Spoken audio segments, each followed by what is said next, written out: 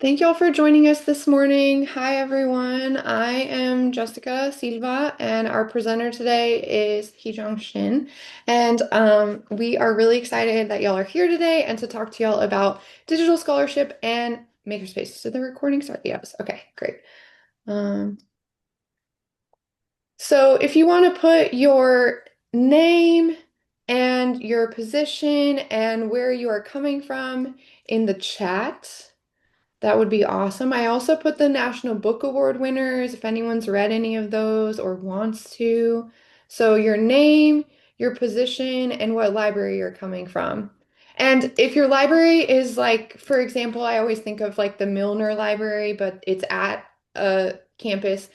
If you could put what campus you're at, that would be awesome. Hopefully, we have a wide geographical range represented here today.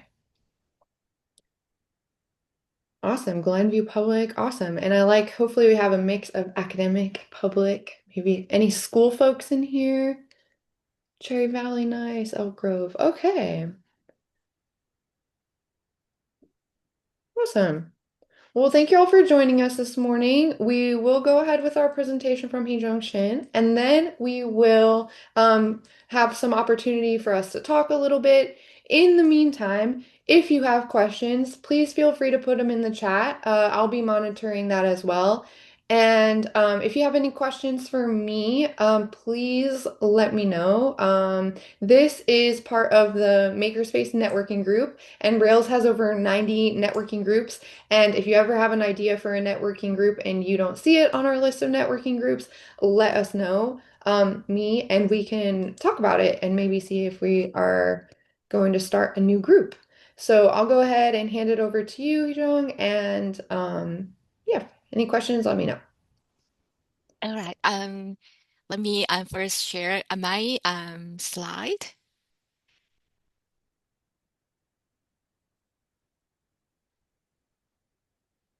Perfect. Okay. Um, all right. Thank you, Jessica, for the introduction, and thank you all for inviting me to the Rails Roundtable discussion. It's a pleasure to meet everyone. Um, when Jimmy, my colleague, who is with us today, first sent me this invitation. I wondered for a moment whether I had anything meaningful to share with such an experienced group. But then I realized that this could be an opportunity not only to share some of the project I have been working on, but also to learn from all of you and ask questions of my own. I'm here today with a learning mindset, and I truly look forward to our conversation.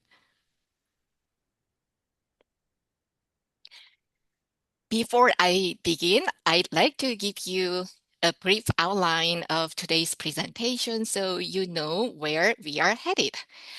First, I'll start with some background about the UIC Library's Digital Fabrication Lab, one of the two labs that make up our Digital Scholarship Hub. I really want to give you a sense of how the lab was established, how it fits within the broader library ecosystem and digital scholarship, and the context in which we operate. Next, I'll walk you through some of the key milestones in the Fab Lab's development. And this includes the early foundational work, major transformations and transitions, the challenges I encountered, and the strategies I adopted as I began incorporating a programmatic and curriculum integrated model. Finally, I will share a selection of projects the lab has carried out, both course integrated and outreach focused. These examples will show the kinds of collaborations we have built, and the instructional approaches I've adopted, and the role that student staff have played in shaping our service model. I'm hoping that these 3 points will help illustrate how I am reimagining the makerspace identity within digital scholarship. I'll first talk a little bit about my own definition of digital scholarship, as well as what we do at the Digital Scholarship Hub. There are many definitions of digital scholarship depending on the context or disciplinary community. The definition I'm using here is one that's widely adopted by digital scholarship librarians in academic libraries or researchers whose work centers on digital methods, methodology, and pedagogy. So I'll read it out aloud. The use of the digital scholarship is the use of digital tools, methods, and or methodologies to enhance research, instruction, and learning in ways that traditional practices alone cannot. So digital scholarship isn't just about using new tools, it's about meaningfully enhancing research, teaching, and learning in ways that traditional practices alone can't achieve. This framing helps us think about digital scholarship as a set of practices that expands what is possible rather than replacing conventional approaches. And more importantly, this framing allows us to position makerspaces clearly within the broader landscape of digital scholarship. This slide shows the current structure of the UIC Library's Digital Scholarship Hub. We have two main units. The first is the Digital Scholarship Lab, where we offer workshop curricula and consultations on text analysis, podcasts, and digital media design. Um, the second is the Digital Fabrication Lab, our favorite topic, the Makerspace, where we offer workshops and consultations on 3D modeling and fabrication technologies. Together, these two labs form a service model that supports a wide range of digital scholarship activities across campus. Now let me talk a little bit about the history of the Digital Fabrication Lab at UIC Library. This timeline shows how the fabrication lab developed under very unusual circumstances. The lab launched in February 2020, but immediately closed due to COVID-19, which really prevented earlier momentum. I've heard that a few virtual workshops focused on design software like Tinkercad or on 3D printing demonstrations were offered in 2021 and 2022. And in spring 2023, finally, the lab reop reopened in person, but was staffed only by part-time undergraduate students providing basic 3D printing services. I've heard that many libraries makerspaces start this way due to limited funds. In other words, start small with student workers. And in July 2023, I joined as the clinical assistant professor and digital scholarship librarian to lead the digital scholarship lab and build text and data analysis curricula for the increasingly data-intensive research landscape in the humanities and social sciences disciplines, as well as curricula for podcasts and media design. Then in fall 2024, I formally took over the Fab Lab, allowing me to rebuild the service model. Now, I'd like to walk you through the major milestones that marked the lab's transition from a simple transactional service to a programmatic curriculum integrated makerspace. Our first major turning point was in fall 2023 when I was asked to help design a workshop for the occupational therapy course offered for OT doctoral students. This became our first course integrated workshop. And what started as a request for help quickly evolved into a multi-session instructional collaboration. And this partnership continues today. Um, I would um, I would say this was an important milestone showing that the vet lab could be a teaching partner, not just a space for a printing service. In summer 2024, we launched our second course integrated project, this time with the law school faculty who teach incarcerated women at the Cook County Department of Corrections. The incarcerated women students completed literary artworks as part of their course assignment. And the web lab turned them into a physical zine. This zine project showed the lab's ability to support multimodal, community engaged, and socially meaningful work, while at the same time situated in academic courses.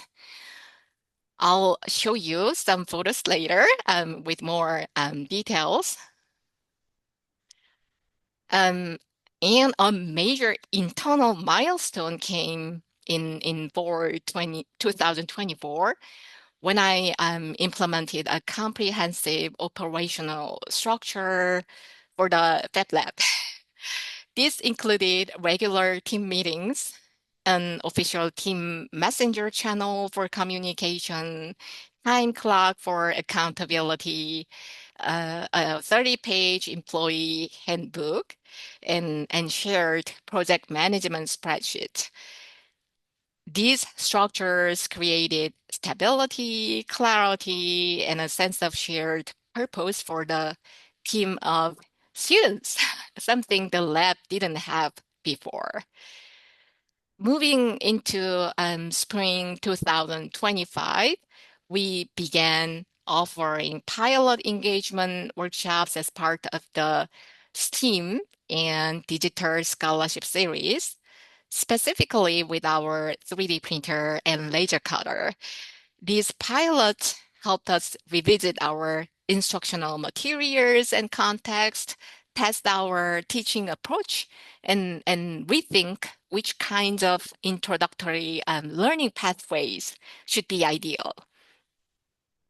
Building on that momentum in fall 2025, this semester, we scaled up to run our first full semester of regular engagement workshops. And these workshops offer low threshold, high interest entry points for students, faculty, and staff across disciplines.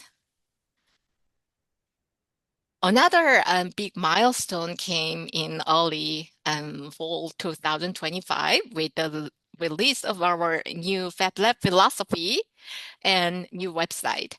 This helps us formalize our identity, clarify our service model, and articulate our pedagogical approach so students and faculty understand what the lab is and what it is not.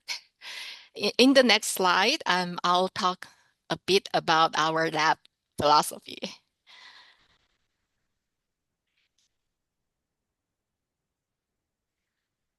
So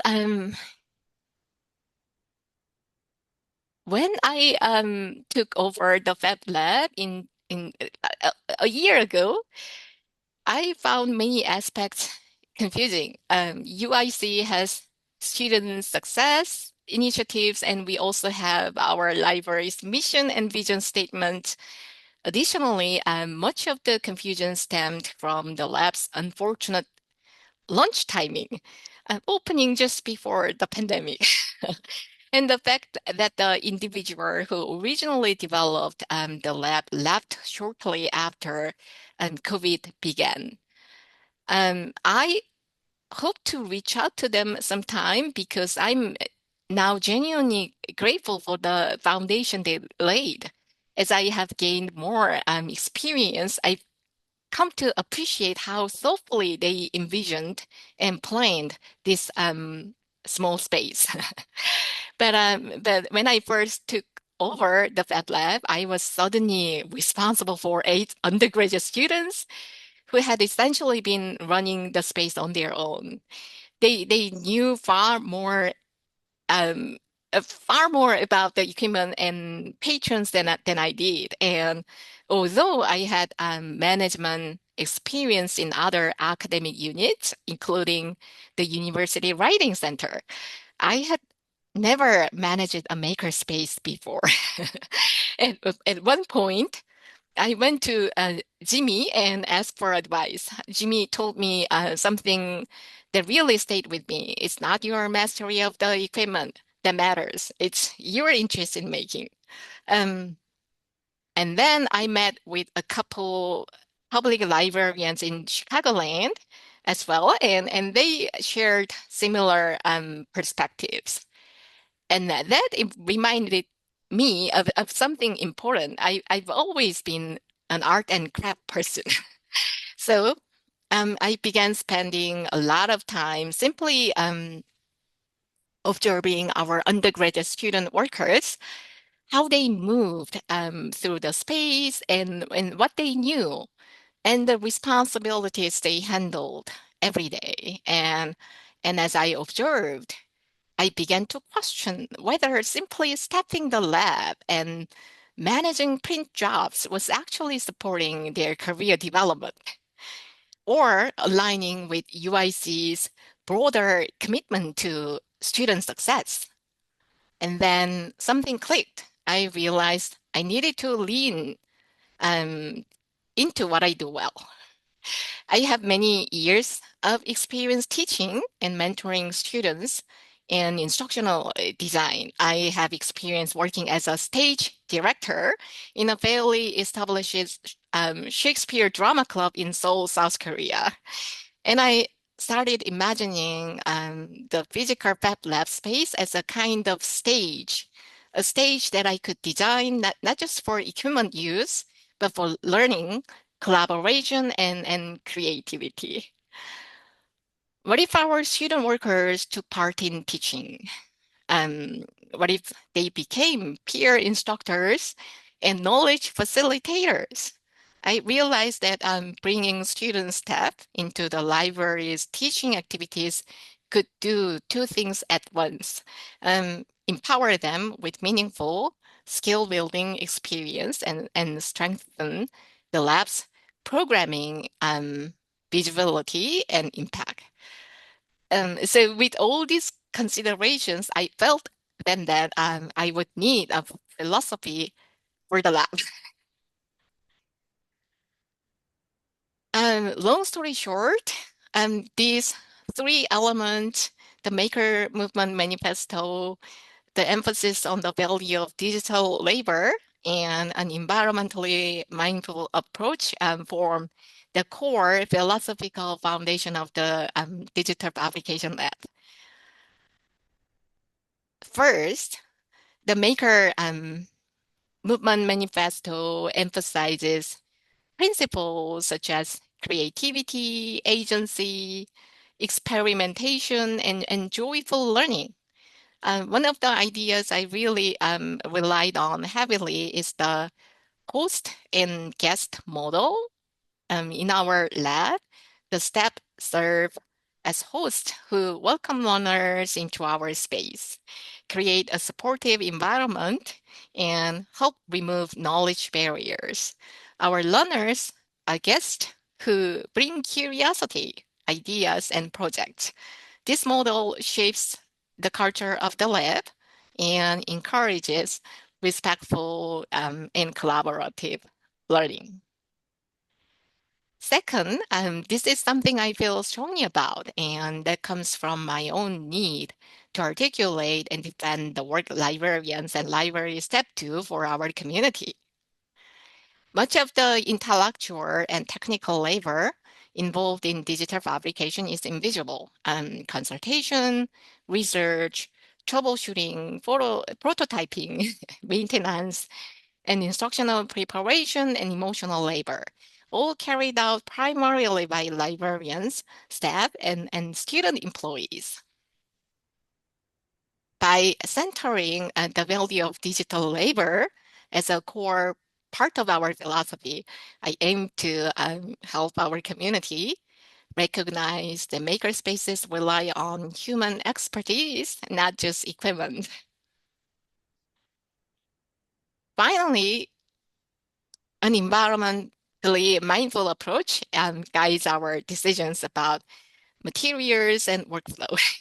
We encourage our patrons to use fabrication tools with intention, to fully utilize remaining filament or plywood to minimize waste, and to recycle failed print whenever possible. Even the noise from our laser cutter or 3D printer or CNC machine helps our patrons develop awareness of energy use, machine impact, and responsible making. This philosophy aligns with the library's mission and vision statement and UIC's commitment to sustainability.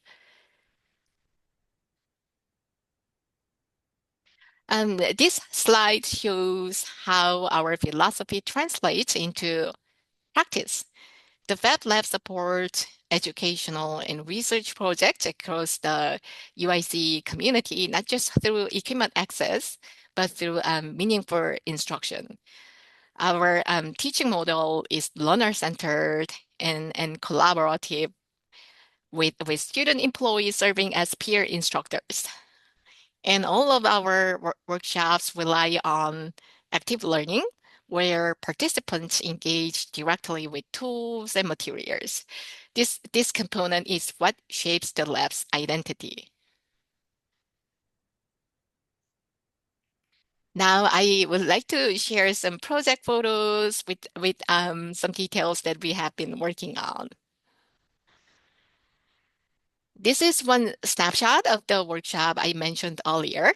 It is our full day course integrated workshop designed for occupational therapy doctoral students who want to learn how to apply 3D technologies to support patients with limited mobility. But I quickly recognized that these devices could support older adults with limited mobility, young children with physical challenges, and individuals with disabilities, broadening the workshop's relevance and deepening its real world impact. And this year, the collaboration expanded even further. What began as a single workshop evolved into a 2-day instructional series involving the Department of Occupational Therapy, the Assistive Technology Unit, and the Digital Fabrication Lab. I was also involved to participate in the lecture portion of the course to introduce the web lab. I worked closely with the OT program director to establish a formal MOU, which allowed me to list our student staff as official instructors of the workshop that takes place in our lab. And what you are seeing on the right are assistive devices created with our 3D printers as learning materials for the workshop. And on the left is my daughter demonstrating how to use the milk carton opener. When she was younger, she had a weak hand grip, so I 3D printed assistive pencil grips for her. Now she has grown into a big art and craft person as well, and I keep a 3D printer at home for her project. And these are additional snapshots of our collaboration. From the left, you can see Dr. Abby Thomas, a pediatric occupational therapist at Loyola Medicine. She's passionate about implementing assistive technology interventions for individuals with physical disabilities across the Chicagoland area. Next is myself, followed by Dr. Caitlin Smith and Dr. Tony Van Den, the course instructors. All four of us worked closely together to shape this collaboration. Although not featured in the photo, I would also like to thank Dr. Elizabeth Patterson, the OT program director, and Audrey Phillips, who first brought this project to the Digital Web Lab. Their trust and partnership made this work possible. On the right, you can see one of our student instructors, Tessa, Tessa Stewart, a biomedical engineering student whose research-focused fabrication projects have continued to inspire many other staff on the usefulness of 3D technology and 3D modeling. Her senior design project team developed the fluorescence imaging device for tissue characterization. It sounds very difficult to me. A prototype created using our lab's design software and fabrication tools. And it earned first place at the UIC Engineering Expo. And she's applying to PhD programs this year. So yeah, best of luck, Tessa. And in this photo, you will also see OT students in the process of tweaking and improving the existing designs. Now, let me switch my gear and introduce the zine project I mentioned earlier. In the summer of 2024, a group of UIC students and faculty from across campus, including the library, Black Studies, Gender and Women's Studies, Criminology, Law and Justice, and the College of Business Administration came together to lead a workshop called Breaking It Down and Building It Up, Community and Skill Building, twice a week at the Cook County Department of Corrections. 35 women from the facility's Restore program took part. Restore stands for Rehabilitation and Engagement, supporting therapeutic outcomes of renewal and empowerment. And it's a program designed to support women in making positive life changes while they are incarcerated. The women created literary artworks as part of this program. What we did last year was to turn them into a physical zine. We are working on the same project this year, and what you're seeing on the screen captures this year's production process. Two of them are our web lab staff, and the one on the far left is the law faculty's graduate assistant, and the one on the far left is a student intern hired for this project. And I'm sharing two of the literary artworks from this year's zine. The piece on the left features a poem written by an incarcerated woman, and the one on the right showcases a UIC student's work advocating for the human rights of incarcerated individuals. We also offered engagement workshops twice. Twice per semester. This semester, we are hosting design and print your own fidget spinner and blow away stress. And another one is design and cut your own holiday ornament. My strategic vision for these engagement workshops is to ensure they are contextualized within an educational theme or aligned with meaningful cultural events. this is all I have. And thank you so much for listening. And yeah, I will welcome any questions.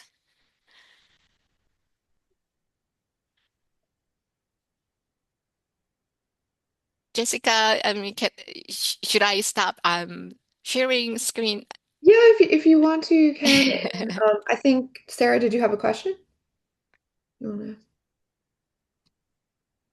but No, I oh, just figured you didn't want to look at a screen of black boxes. thank you. I did really enjoy your focus on philosophy, though. That's so important to make it so it's not, because that's what I'm worried about. Like, it's just going to be, we have these printers. Cool. So it's given me a lot to think about. So I really appreciate you focusing on that so much. Yeah, thank you so much. But I'm glad you caught that. And so I grew up in Seoul, South Korea, in a family that deeply values philosophy. And when so I think my big figure whenever I was asked to name an inspiring figure in my work, in the librarianship, specifically in the context of um, digital fabrication lab, is my grandfather. So um,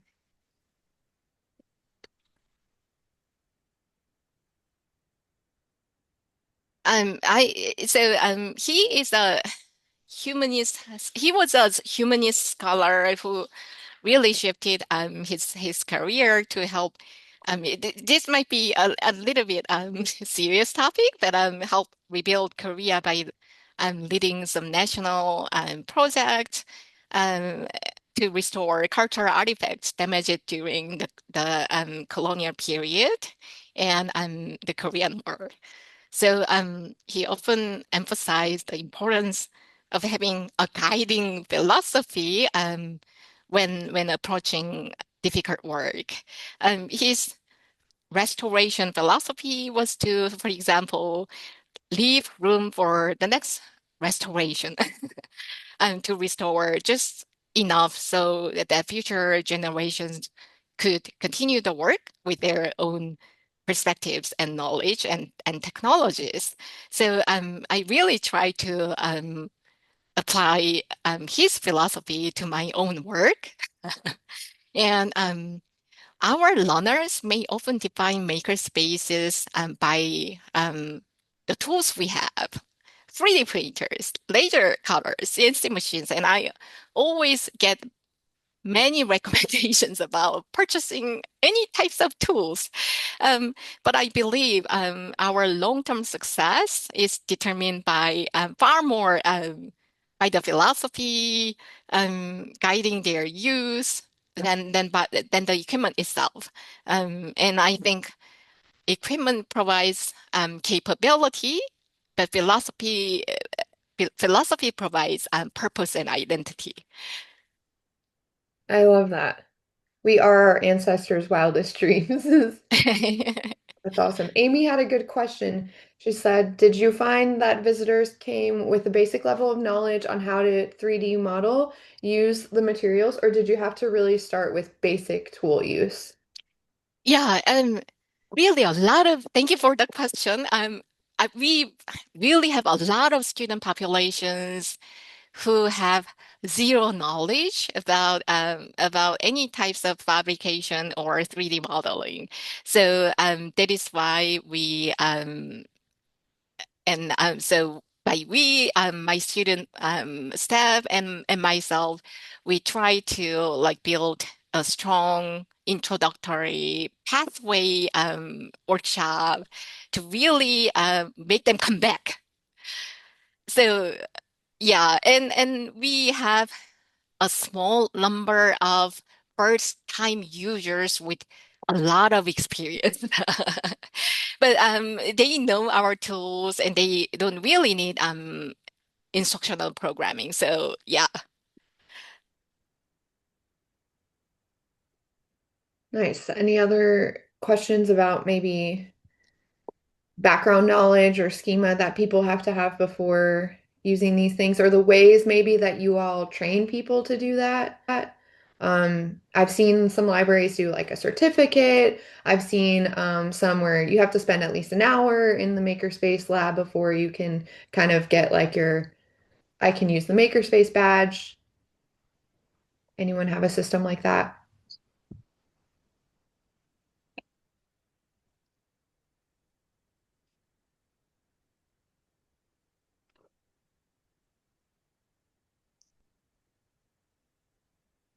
Don't be librarians. You can put it in the chat too. Yeah, I It's mean, For so again, clarification. I joined here as with a learning mindset, and it's my only second year to run a makerspace. So please, I would really appreciate it if you shared your experience.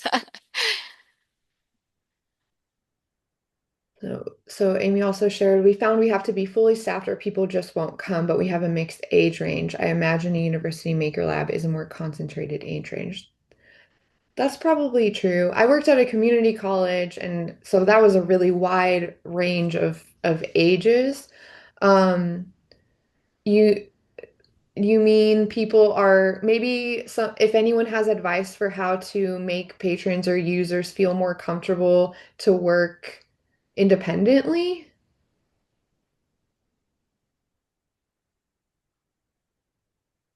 Give them more agency.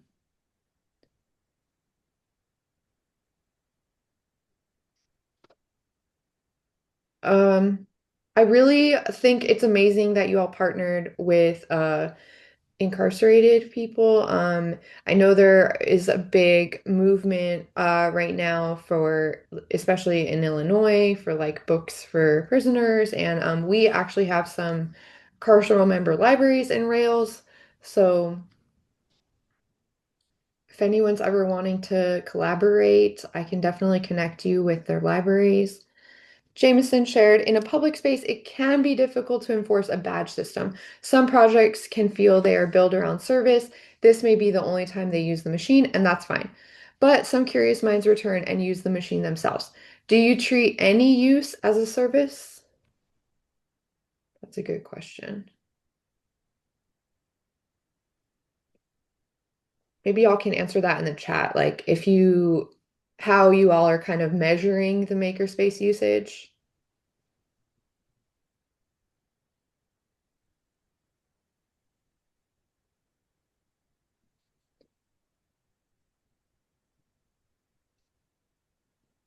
I think Maybe I can old. have an answer to that. Yeah, sure. Hi, everybody. Hi, Hee-Jong. Great job. Hi, it's Fantastic. me. Um, with the idea of like certifications and patrons coming in one at a time, I agree that, patrons are going to come in and they're going to maybe use the machine one time, and that's okay.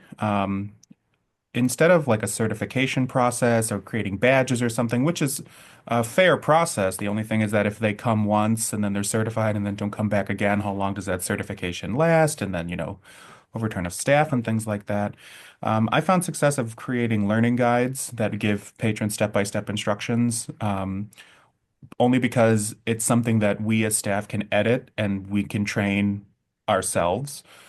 Because I'm not a huge fan of memorization. I'm a fan of like, let me follow a process and maybe I'll recognize these patterns because a lot of it is starting from the same place. And I also think, to prevent having to do the project for the patron, which I think could violate the learning experience, it has more to do with, okay, so many things start with open the computer, open this app, and then file new. Like that saves you a lot of time and effort. Also, one of the questions here is they count every person who steps in the space as a user. I think that's true. The level of engagement that Hee-Jong talked about with you have walk-in patrons, you have undergraduate students, you have students that are applying for their PhD programs. It's really nice to see just such a diverse set of users who have radically different levels of involvement on campus, but find some type of common denominator space because truly there's nothing really as interdisciplinary as that besides the library. So I think it's just kind of naturally where the hub should be. And Amy, I can also share my service model a bit. So we treat a simple question like where is the bathroom? Where is the where is the collections department, or where is the access services as a service. Because our student staff actually get a lot of questions like that, and then they are really kind to offer and guide the patrons to. So our makerspace is located on the first floor, but some staff members really go to the third floor to help them find the way. So yeah, definitely. I also see another good question in the chat. That's all good stuff. Thank you all for sharing that. About how to mitigate if a person just comes one time, but then isn't really continuing going. I think Jimmy's learning guides could be really helpful with that. I'm sure he'd be willing maybe to share if he like the learning guides with y'all or kind of how they do that. Because yeah, it can be hard. And it's also as far as staffing, Caleb shared, we measure general usage by keeping track of any time a machine is used, but we also use Gimlet to keep track of any questions or tours and only open when there's staff in the space. So I think, Kate, something like a learning guide would be really helpful. Sometimes you just have to experiment. I had a makerspace I was a school librarian for 13 years, and I had a makerspace in my high school library, and it did have a like wood cutting machine, and I was like reticent to let 15-year-olds use a high-powered axe or whatever it was. I'm laser cutter. I was confused about how to use it. But luckily I had one teacher who was like super on board with it, so they kind of had to make an appointment with that teacher to try to use it. And I did spend a lot of time teaching myself how to use things. So I think that's also like part of a philosophy is like you do have to learn, teach yourself how to do stuff. I did want to battle my 3D printer on many occasions. I was like to it. But I did like basically use YouTube to teach myself how to like change the extruder and like get stuff out of there and things like that. So it definitely does require a little bit of knowledge on the staff end, but I also had situations or instances or other makerspace materials where I just kind of like let people do what they wanted, right? Like if you just kind of throw some stuff, like I had perler beads. uh, So if you just kind of throw some stuff out there, and but I did have like for example, for the perler beads, which are huge, by the way. I don't know if anyone has perler beads in their makerspace. You just put like a thumbs up. They're really affordable. Teens love them. I did like the ironing, but they did all the other part of it. And I would make them get like a tray so that I wasn't vacuuming perler beads or stepping on them all day. So, but I had like a step by step, like grab a tray, grab the this, and I had photos with everything, and I had it in both languages, like right above that. It also helped me to like cycle through different things in my makerspace. So, if you want to just have like knitting for a month and then change it out, obviously. But I also wanted to ask, like, if you all have seen any trends in makerspace right now, or what do you think is like trending in making right now?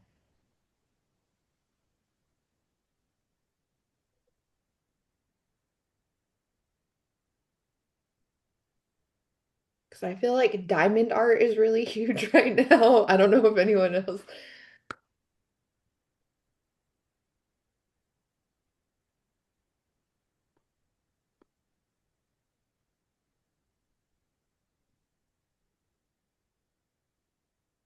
Chuck E. Cheese prize counter. I like that, Amy. That's kind of cool. That's a good idea. Like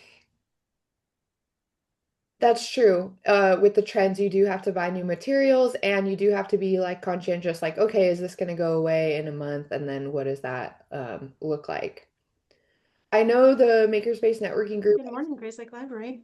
Oh, go ahead, Gwen. Hi, Ben. This is Okay. Sorry. Yeah, I love the Chuck E. Cheese. That's a good way to do it.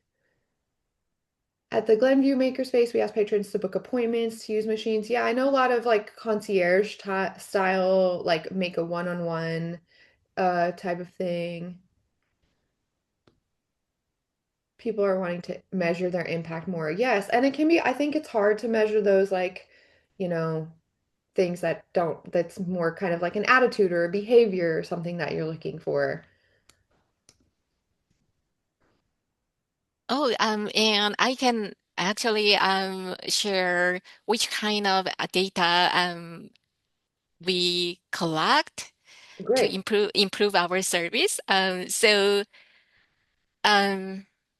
we implemented survey. So before the workshop ends, we collect surveys, and also I also ask student staff to write a short reflective essay about their teaching experience, and also I collect faculty feedback.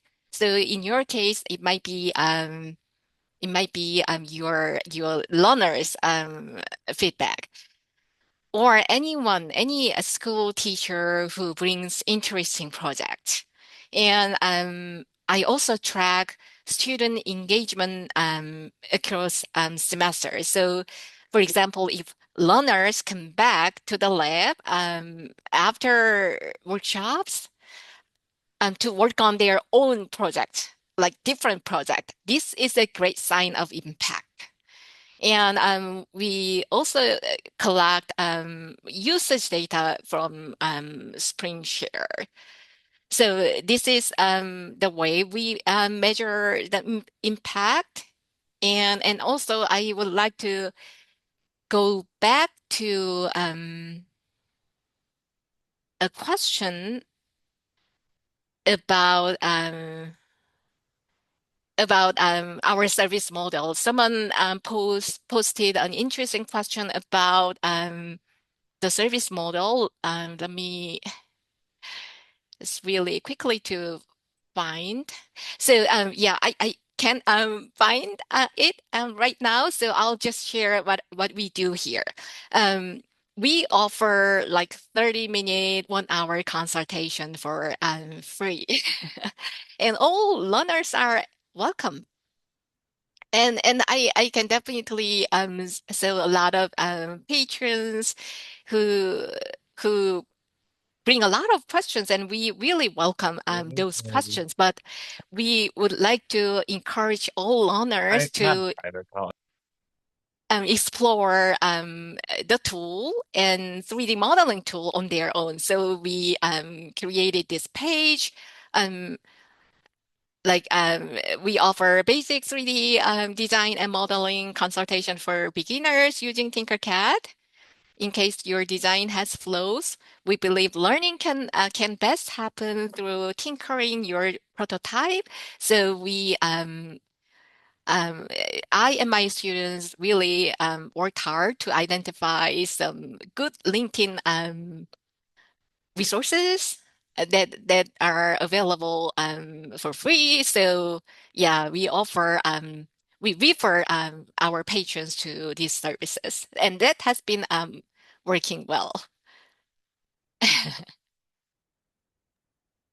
That's good advice too. Would you mind putting, I think I put a link in the chat to that, but I don't know if to that page. Would you mind putting that one in the Okay, yeah. So I'll just simply share Hey, Jim, I our have another question that I yeah. think that, hi everybody, it's Jimmy again. I think this is a question that comes up a lot in the Makerspace Networking Group chat and conversations. Um, what ex so your staffing model, you have yourself and you have your student workers. How do you set up training and how does it go? Yeah, that is a very good question. And that, Jimmy, I'm really glad you asked that, because that's something missing in my presentation. So students, so how I train my student workers to be impactful instructors. students first learn by shadowing, and then progress to assisting activities, and then co-teaching, and then finally they take the lead. Um, and and I it's and when also a project request comes in, we create a shared box folder, take detailed meeting minutes, like you do, Jimmy, with your maker group, and I assign research tasks, even though some students are not involved in teaching for that project, and together we determine which prototypes will serve as teaching materials, and then the students develop the slide deck. I then provide feedback, um, much like a university instructor mentoring students would do.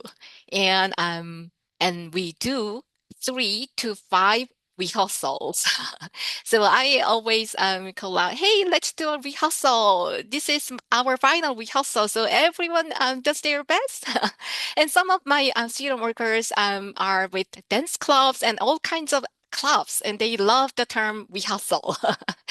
Yeah, and their growth throughout this process has been remarkable.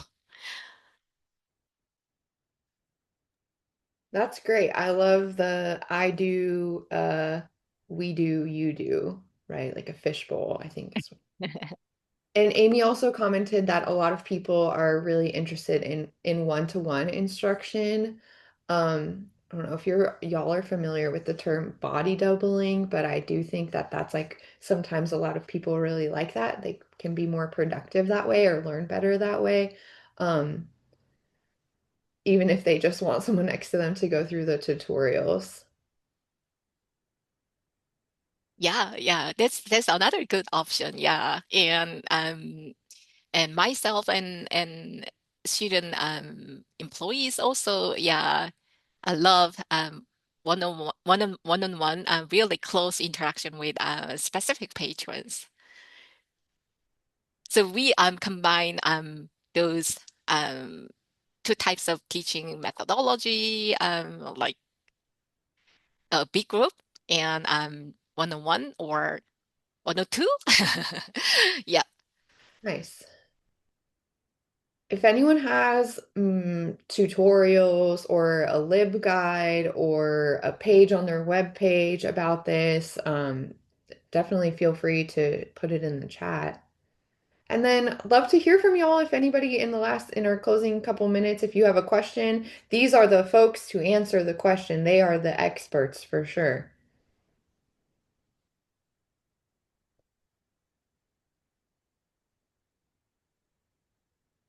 I actually have a question for you. Um, um, so just one question. I prepared several questions, but due to our limited time, um, I'll just ask one question. Um, are there successful examples of environmental sustainability practices you have built into fabrication workflow? I love that. Good, very good. Anyone? This is something that I really need to tackle at this stage. So I would love any advice. Yeah, Amy's asking the same question if anyone has upcycling program project Yeah. ideas. Anyone do anything with recycled materials or scraps?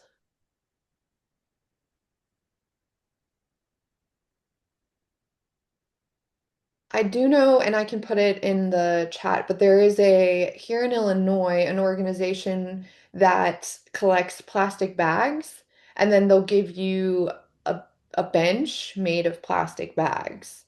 And I can find more of that. Jameson shared, we provide scrap wood and vinyl for free testing use. Collage my number, 3D scraps. Oh, that's a good idea. Amy. Then you can make like a collage or an art piece from that.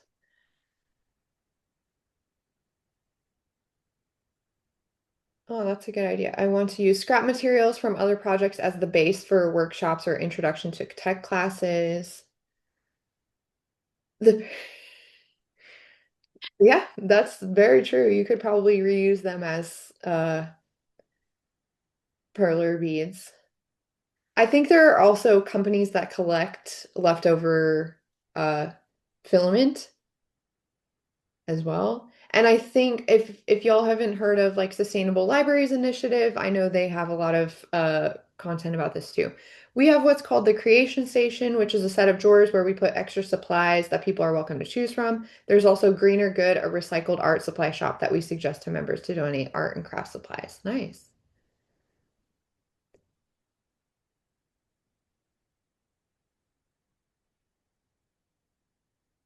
Thanks, Amy, for sharing that. And I can find the plastic bag one.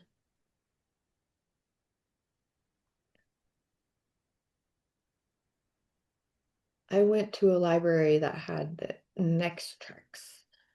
Is this company, and I'll share it with y'all. I don't know if they'll take other types of plastic, but find out. One thing that used to be in the city of Chicago where you could like put 3D printing scraps in an envelope and they'd remelt them down. I can look it up again, but I don't think I've sent anything to them since maybe 2021 or 2022 because I worked with a staff member who liked to take the 3D printing or laser cutting scraps and do their own collages. Um, so that could also be a fun project if you're in a pinch, like choose your own adventure collage.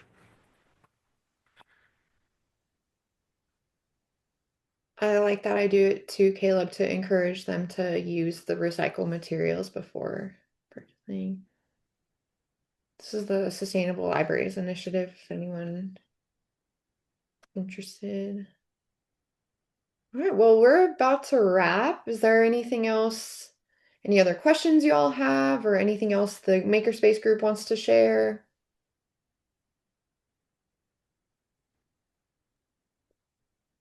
No, but thank you on behalf of the steering committee of the Makerspace Networking Group, Hee Jung. You did great. I think it's really useful information. I think a lot of the work that has been done with the Makerspace Networking Group over the past few years has been very public library focused, which is okay, which is a majority of the people that we work with. But now it's nice to have some people from academia have the spotlight. So thank you, Hee Jung. Again, thank you so much for having me. I learned a lot, and yeah, I Yeah. look forward to seeing you again. Feel free to put your contact information in the chat. I'll put mine as well. And Okay. again, if y'all need anything, I Rails is here. I'm here to answer any questions you have, or if you have any ideas or thoughts. It will be recorded, and I there is a Rails YouTube playlist that is all the online roundtables, and it will be on there. And I will try to do it today, but if not today, tomorrow.